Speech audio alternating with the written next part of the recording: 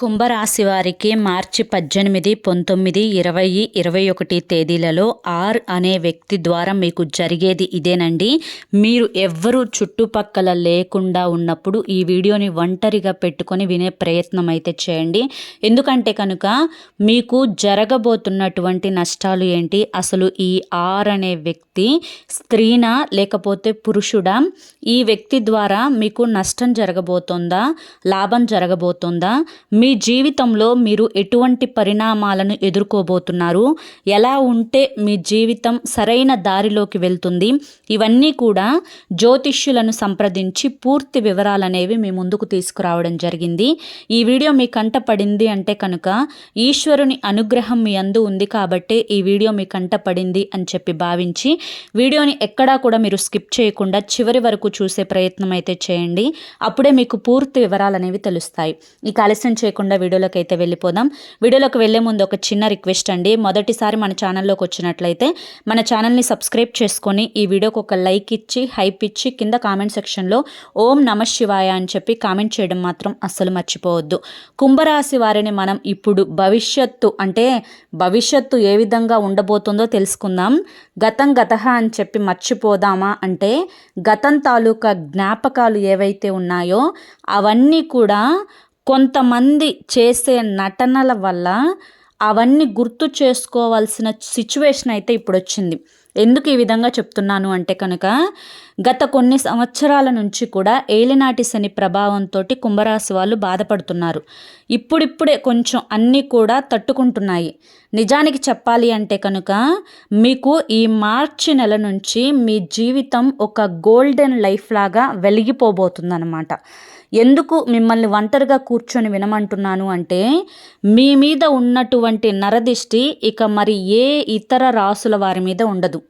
ఎందుకు ఇంత నరదిష్టి అంటే కనుక ఎవరు ఇంత దిష్టి పెడుతున్నారు అంటే కనుక అయిన వారిలోనే మీకు ఎక్కువగా మీ మీద ఏడ్చేవారు, మీ మీద దిష్టిని పెట్టేవారు, మీరు పతనం అవుతుంటే చూడాలి అనుకునేవారు ఇలా ఎక్కువగా ఉంటారని చెప్పొచ్చు. అందుకనే ఒంటరిగా కూర్చొని వినండి అని చెప్పి మేము చెప్పేది.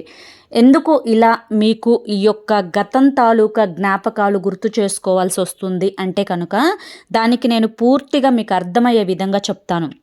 ఎవరైతే గతంలో మీ మనసుని నొప్పించిన వారున్నారో, మిమ్మల్ని ఏడిపించిన వారున్నారో, మిమ్మల్ని ఒంటరితనానికి గురిచేసి వారు రాక్షసానందాన్ని పొందిన వారున్నారో, అది ఎనఫ్ స్త్రీలైనా కానివ్వండి పురుషులైనా కానివ్వండి, మిమ్మల్ని టార్గెట్గా పెట్టుకొని ఒక దోషిని చూసినట్లుగా చూసిన వారు ఎవరైతే ఉన్నారో అటువంటి వారు ఎప్పుడైనా కానీ ఎవరికైనా ఒకరితోటి ఒకరు అవసరాలనేవి వస్తూ ఉంటాయి.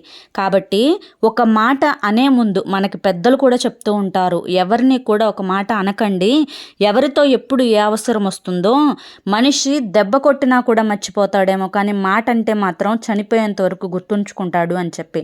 కాబట్టి వీరు అన్న మాటలు, వీరు చేసిన చేష్టలు, వీరు అవమానించిన అవమానింపులు ఇవన్నీ ఇక్కడ మీ తప్పు ఏది లేకుండా జరిగినవి. మీ యొక్క ప్రవేశం కానీ మీ యొక్క మాట కానీ ఏది లేకుండా జరిగినవి.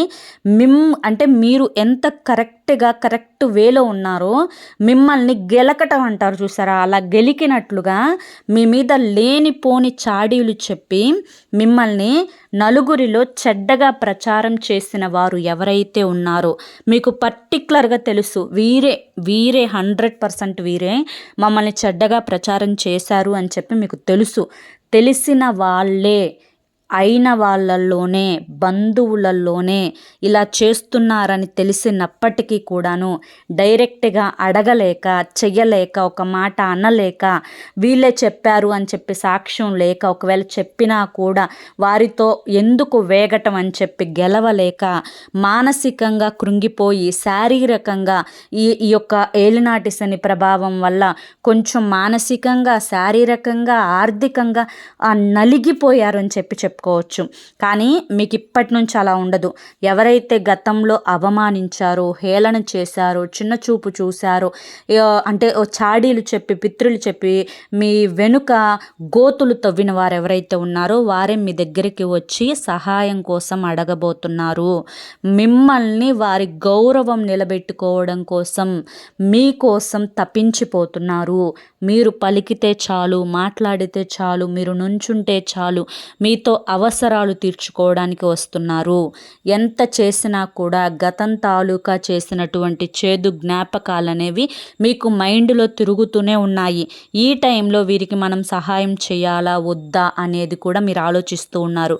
ఒక విషయం, ఒక తాచుపాము దాహంతో ఒక మంచినీళ్ళ కుండ దగ్గరికి వచ్చి ఆగినప్పుడు ఆ మంచినీళ్ళ కుండ యజమాని అయ్యో పాపం పాము దాహంతో ఉంది అని చెప్పి ఒక గ్లాసుతోటి నీటిని ముంచి ఆ పాము నోట్లో పోస్తే గ్లాసు నీళ్లు శుభ్రంగా దాహంగా ఆవురావురమంటూ తాగిన అదే పాము నీటి చుక్క పూర్తయిన వెంటనే నీరు పోసిన వ్యక్తినే కాలు మీద కాటేసి ఆ మనిషిని చంపేసి అక్కడి నుంచి వెళ్ళిపోతుంది.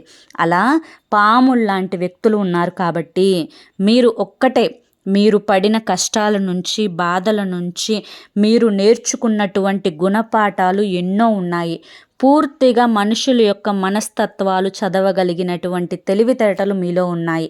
కాబట్టి మీరు ఎవరికి ఎంతవరకు సహాయం చేయాలి, ఎవరితో ఎంతవరకు ఉండాలి, ఎవరు మిమ్మల్ని నొప్పించిన మాటలు ఉన్నాయో అవి ఏ టైంలో బాణాల్లాగా వదలాలి, ఇవన్నీ కూడా మీకు బాగా తెలుసు. కాబట్టి వాటి గురించి ఆ టైంలో చూసుకోవచ్చు, ఆ టైంలో మాట్లాడుకోవచ్చు అని చెప్పి వాటిని లైట్గా తీసుకొని వదిలేసేయండి. ఎందుకంటే ఇప్పటికే బాగా ఒక మిక్సీలో వేసి రుబ్బిన పచ్చళ్ళలాగా నలిగిపోయారు, బాగా నలిగిపోయారు. ఏలినాటి శని దశ ప్రభావం అనేది మీకు స్టార్ట్ అయిన దగ్గర నుంచి ఇప్పుడిప్పుడే చివరి దశలో ఉన్నారు. కాబట్టి కొంచెం ఒక అంటే చిన్న చిగురు వస్తుంటే ఎంత సంతోషంగా ఉంటుందో అట్లా మీ జీవితంలోకి అదృష్టం అడుగు పెట్టబోతుంది ఇప్పుడిప్పుడే.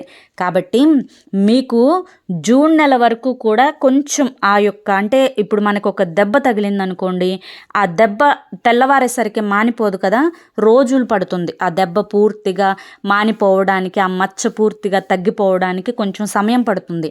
అలాగే మీకు ఈ యొక్క ఏలినాటి శని దశ అనేది పూర్తిగా దాని యొక్క ప్రభావం అనేది పూర్తిగా పోవడానికి కాస్త జూన్ నెల వరకు పడుతుంది. కానీ మీకు మంచి రోజులు స్టార్ట్ అయింది ఈ మార్చి నెల నుంచే. మీరు ఇప్పటి నుంచి కాస్త ఓవర్ థింకింగ్ అనేది మీకు తెలియకుండానే మీరు తగ్గించేసుకుంటారు. అలాగే ఎదుటివారి గురించి ఆలోచించడం తగ్గించేసుకుంటారు. అలాగే మీ యొక్క శారీరక పరిస్థితి కూడా అంటే ఆరోగ్యపరంగా చూసుకున్నా కూడా చాలా వరకు కూడా అనుకూలంగానే ఉంటుంది. పైగా ఏలినాటి శని దశ చివరి దశలో శనిదేవుడు మీకు మీ రాశికి అధిపతి అయిన శని మీకు వెళ్తూ వెళ్తూ మంచి చేసి వెళ్తారు, ఎటువంటి చెడు మీకు జరగదు. కాబట్టి ఆ విషయం గురించి అయితే ఎటువంటి భయం ఆందోళన అనేది పెట్టుకోకండి. కాకపోతే ఒక కంట ఎప్పుడూ కూడా మీ యొక్క శత్రువులు, బంధువుల రూపంలో ఉన్నటువంటి రాబంధువులు ఎవరైతే ఉంటారో ఒక కంట కనిపెట్టుకుంటూ ఉండండి. ఎక్కడా కూడా మాట స్కిప్ అవ్వద్దు. అలాగే మీరు ఒక మాట మాట్లాడేటప్పుడు మీరు ఎక్కడైతే విలువని పొందుతారో అక్కడ మాట్లాడండి. మీరు ఎక్కడైతే మీ మాటకు అక్కడ వాల్యూ ఉండదు అని చెప్పి అనిపిస్తుందో అక్కడ మీరు సైలెంట్గా ఉండిపోండి. సైలెంట్కి మించిన ఆయుధం లేదు అని చెప్పి తెలుసుకోండి. గొడవ పడటం వల్ల సాధించేదేమీ లేదు అని చెప్పి అర్థం చేసుకోండి. మూర్ఖులని మార్చలేము అనేది కూడా తెలుసుకోండి.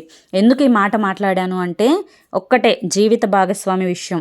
ఈ యొక్క జీవిత భాగస్వామి విషయంలో కూడా చాలా వరకు కూడా బాధలు పడ్డారండి. మీరు చాలా వరకు కూడా నరకాన్ని చూశారు, టార్చర్ అనుభవించారు.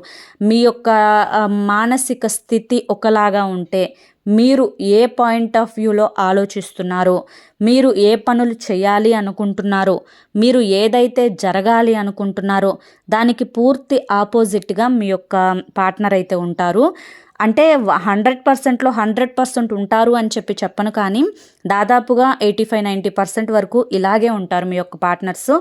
దీనివల్ల కూడా అయ్యో ఎందుకు నా మాట వినట్లేదు, నేను చెప్పినట్లు ఎందుకు చేయట్లేదు, నేను కుటుంబ క్షేమం కోసమే కదా చెప్తుంది, మంచి కోరే కదా నేను చెప్తుంది, ఇంత చెప్పినా కూడా ఎందుకు ఇంత రివర్స్గా మాట్లాడుతున్నారు, ఎందుకు నా బాధను అర్థం చేసుకోవడం లేదు, నాకు ఆరోగ్యం బాగున్నా బాగాలేకపోయినా ఎందుకు నన్ను పట్టించుకోవడం లేదు, అసలు నేను తిన్నానా తినలేదా అని కూడా అడగరు, నా కష్టాన్ని గుర్తించరు, నన్ను గౌరవించరు. ఇలా రకరకాల ఆలోచనలు అనేవి మీరు అతని గురించి లేదా ఆవిడ గురించి ఆలోచించి చాలా వరకు కూడా దీని గురించి కూడా కాస్తంత దెబ్బతిన్నారు మీరు. కాబట్టి మర్చిపోండి. ఎందుకంటే 1 కాదు, 2 కాదు, 3 కాదు, 4 కాదు, కొన్ని సంవత్సరాల తరబడి అవతలి వ్యక్తులకు మీరు మంచి మాటలు చెప్పి మార్చే ప్రయత్నం చేస్తూ ఉన్నారు. మరి ఏం ఉపయోగం ఉంది? ఏం లాభం పొందారు? ఏం సాధించారు? కాబట్టి కాకపోతే అసలు పూర్తిగా వదిలేయమని చెప్పను. అప్పుడప్పుడు కాస్త చెప్తూ ఉండండి. అలాగని చెప్పి వదిలేసేయండి. ఆ యొక్క పర్టిక్యులర్ ఆ పార్ట్నర్ గురించి మనసులో క్యారీ చేయొద్దు మీరు. ఎందుకంటే మన ఫోన్లో ఏదైతే మనకి అనవసరమైన వేస్ట్ ఫొటోస్ని ఎలా డిలీట్ చేసుకుంటామో అలా మీ మనసుకి బాధను కలిగించేవి, కష్టాలను కలిగించేవి మీరు డిలీట్ చేసుకోకపోతే ఇప్పుడు వస్తున్న అదృష్టాన్ని చేజేతులారా వెనక్కి నెట్టేసుకున్నట్లవుతుంది. కాబట్టి మీరు చాలా తెలివైన వారు, చాలా అందమైన వారు. ఎవరి ఎదురుగా ఏ విధంగా మాట్లాడగలరో, ఏ విధంగా మాట్లాడితే మీ యొక్క వాల్యూ అనేది పెరుగుతుంది, ఎవరి ఎదురుగా ఏ విధంగా ప్రవర్తించాలో, ఎక్కడ ఎలా బిహేవ్ చేయాలో ఇవన్నీ కూడా మీకు బాగా తెలుసు. కాబట్టి మీకు అంత ప్రత్యేకంగా కూడా ఏది చెప్పాల్సిన అవసరం లేదు. కుంభరాశి వారికి నరదిష్టి ఎక్కువ అని చెప్పాను కదండి. ఈ దిష్టిని తీసే ప్రయత్నంలోనే మీరు చాలా జాగ్రత్తగా ఉండాలి. మీరు 100% మాకు ఏలినాటి శని దశ ప్రారంభమైన తర్వాతే బాధలు వచ్చాయి అనుకుంటున్నారు. కానీ నిజం మాట్లాడుకోవాలి అంటే మీకు ఏలినాటి శని దశ ప్రారంభం స్టార్ట్ అయిన తర్వాత కష్టాలు వచ్చాయి అనుకుంటే కంటే కూడా వివాహం అయిన తర్వాత ఎక్కువ బాధలు పడ్డారు, ఎక్కువ కష్టాలు పడ్డారు, ఎక్కువ దిష్టి దోషాలను అనుభవించారు అని చెప్పుకోవచ్చు. ఎందుకు చెప్తున్నాను అంటే కనుక ఈ మాట, మీరు ఏదైతే పర్టికులర్గా వివాహం అయిన తర్వాత ఇటు అమ్మాయిల విషయంలో చూసుకున్నా ముఖ్యంగా మీరు బాగుంటారు అని చెప్పి అవతలి వారు మీతోటి ఉన్న వాళ్ళు ఎవరైతే మీరు అవతలి వారు బాగాలేదు అని చెప్పి అనుకుంటారో వారు మిమ్మల్ని పర్టికులర్గా టార్గెట్ చేయడం, మీ యొక్క కట్టు బొట్టు వస్త్రధారణ నుంచి ప్రతిదీ కూడా తిండి నుంచి అన్ని అబ్జర్వ్ చేయడం.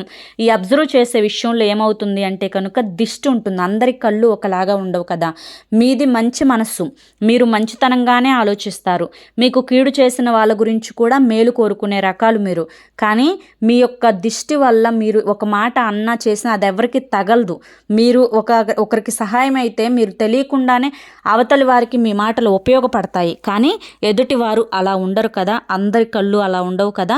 కొంతమంది చూపుకి నల్లరాళ్ళు సైతం పగిలిపోతాయి. కాబట్టి మీరు ఇంత ఇబ్బందులు పడటానికి, ఇన్ని బాధలు పడటానికి కూడా ఒక ఆర్ అనే అక్షరం ఉన్న స్త్రీ కూడా కారణమండి. ఈ ఆర్ అనే వ్యక్తి, ఈ స్త్రీ, పురుషుడు కాదు, గుర్తుంచుకోండి. ఈ స్త్రీ మీ యొక్క కట్టుబొట్టు, వేషధారణ, మాట తీరు, మీరు ఇంట్లో చేసుకునే పని తీరు, మీ యొక్క ప్రవర్తన, మీరు ఎదుటి వారితో మాట్లాడే పద్ధతి, మీరు ఎక్కడికి వెళ్తున్నారా, ఏం చేస్తున్నారా, ఏం తింటున్నారా, ఎక్కడికి వెళ్ళి ఏం కొనుక్కొచ్చారా, మీ దగ్గర ఎంత ఆస్తుందా, మీ దగ్గర ఎంత డబ్బు ఉందా, మీరు ఎంత, ఇట్లా ప్రతిదీ కూడా పర్టికులర్గా వారు ఆలోచించి మీ మీద చూపుతోటే చాలా వరకు కూడా నేర్చుకున్నారు. చాలా వరకు కూడా దిష్టిని పెడుతూ ఉన్నారు. మీరు ఈ ఆర్ అనే వ్యక్తి చాలా ముసుగు వేసుకున్న గుంట నక్క లాంటి వాళ్ళు. ఈ వ్యక్తితోటి మంచిగా మాట్లాడతారు, నోటితో మాట్లాడుతూ నొసలతో వెక్కిరిస్తారు. కడుపు నిండా విషాన్ని నింపుకొని పైకి ప్రేమతో కూడిన మాటలు. అసలు వీరికి విషం ఉందా అని అనుకుంటారు తెలియని వాళ్ళైతే. కానీ మీకు అలా కాదు. ఆ వ్యక్తి గురించి మీకు బాగా తెలుసు. కాబట్టి ఎక్కడ కూడా ఏ పాయింట్ దగ్గర కూడా మీరు చిక్కొద్దు.